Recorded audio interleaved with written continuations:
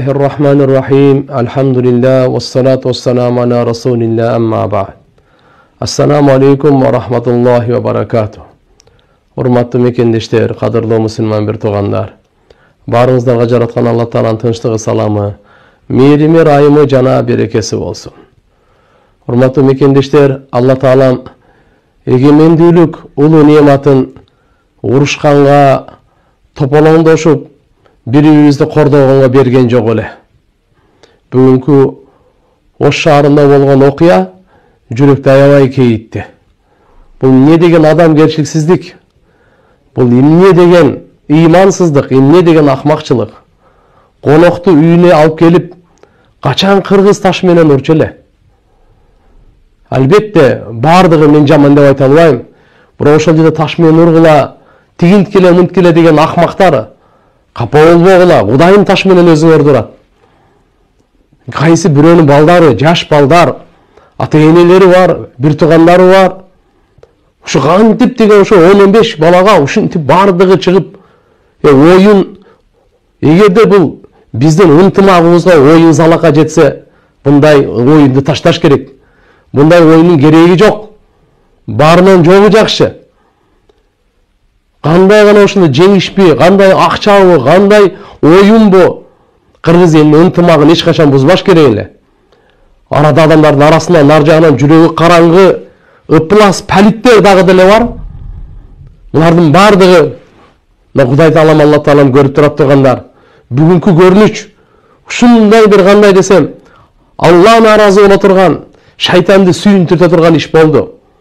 Алла наразы болду. Алла эмне дейт? Жараткан Алла Таалам не дейт? Уялбайбы, бет барбы, намыс барбы? Кандай эмесе кошуналар эмне дейт? Кыргыз кенедей болгон кыргыз бири-биринин этин жеп атса, болду да кайсы? Талас, канча биздин туугандарыбыз бар, инилерибиз бар, досторубуз бар.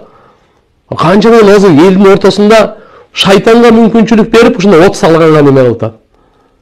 Мына ынтымак командасына мен чын жүрөктөн өзүм кечирим сурайм. Мен кечирим сурайм. Мына жерде ким ошо кыйкырган болсо, бардыгы Алланын алдында жазылды. Ким кандай таш менен уруп, кандай сөгүп не кылды, кечирим сурасын. Өлөрдөн мурда, ахиретке кетерден мурда Алла Тааладан кечирим сурап, ушул командадан, ошо балдардан да кечирим сурап, элден да кечирим сурасын. Туугандар, эми мамлекетибиз түптөлүп келатат эле. Эми ынтымак жаралып, алхамдулилла, бири-бирибизди сыйлап, урматтап келаткан эле. Шайтандын оту өчүп бараткан эле. Ушу окшогон азыр глобалдашуу, ушундай бир кандай десем, нервтер жука болгон учурда ушунун кереги барбы? Ушу окшогон ушу кантип калыстан адашуу мүмкүн? Адамдар жаңылыш мүмкүн? Мен өлтүрүп коюш керекпи? Кантип, кайсы акылы менен, кайсы тили менен айтып атасың ошол жерде таш менен ур деп? Уруш деп мына неме кылып. Калыс деген адам ал, периште эмес, тартылып калышы мүмкүн. Мен ушта жеңилип калды. Наоборот, конокко жеңилип бериш керек го. Сыйлап бериш керек го. Жеңилсем де жер көтөрөт дейт. Оюн.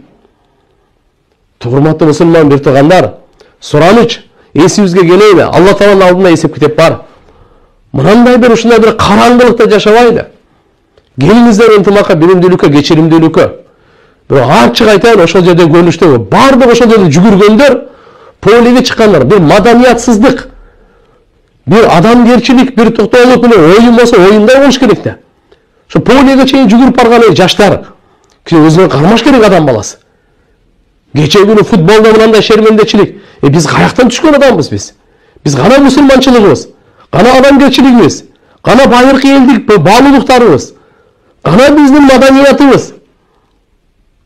Урматтуу мусулман бир туугандар, урматтуу жаштар, өзгөчө мынакей бүгүнкү ошол ат майданында тополоң кылган жаштар. Жаштардын арасында анча-мынча аксакалдар деле жүрөт. Ошол жерде кой деген, чыркырап, ыйлаган, токтот эле токтот деген. Бирөөнүн баласына башына таш тийсе эмне жакшыбы? Ошого сүйүнүп атасыңбы? Ошо таш тийсин деп атасыңбы? Ошо жеңилип калган кичине оюнда бири-бирин ат менен кагышып ылдый өдө болуп калганда, ошого сен ташка алып атасыңбы? Кандайдыр бет жок, кандай деген бир уят жок. Мамлекеттин башчысы, ажообуз турса, бардык милициялар турса, алардан уялбасаңар, аларды сыйлабасаңар да Алладан коркуп, Алладан уялбайсыңарбы? Урматтуу мусулман бир туугандар, bunday görünüş bu жакшылыкка эч качан алып барбайт. Кек сактоо, өч алуу, кордоо бардыгын гана бузукулукка, артка тартуу, ынтымаксыздык, бөлүнүүгө алып барат. Достук, ынтымак деген сөз гана достук деген сөз. Гана уш достук деген сөз ушулбу? Албетте иншалла ал жерде мен оюнчуларды мен жамандабайм. Оюнчуларга мен жамандап айтпайм. Мен уккан эле жокмун. Сабакта кечирээк болуп калдым. Кеч угуп калдым. Мына азыр угуп эле ушул жерден көрүп алып, видеолордон көрүп, жүрөгүм чыдай алмады. Көзүмдөн жаш токтобойду. Ушантип болсун. Ошо бирөөнүн балдары. Ошол жергече бир майып болуп калсам эмне болот? Майып болуп калсам эмне болот? Өмүр бою ата энеси каргаса, ошол майып калган адам дүйнөсү ахирети оңолобу? Эки дүйнөсүндө кор бактысыз болот.